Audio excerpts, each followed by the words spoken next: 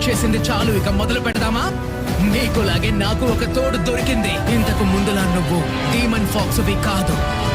Hidden leaf village కి చెందిన ఒకరితో కలిసి నువ్వు ఇప్పుడు యుద్ధం చెయ్యబోతున్నావు. కురామా, వేటని మొదలు పెడదామా?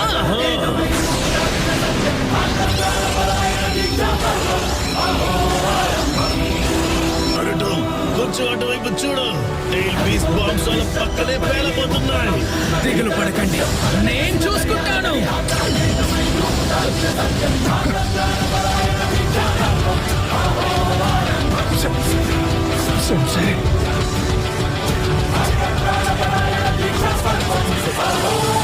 అది మన నరుటో కదా.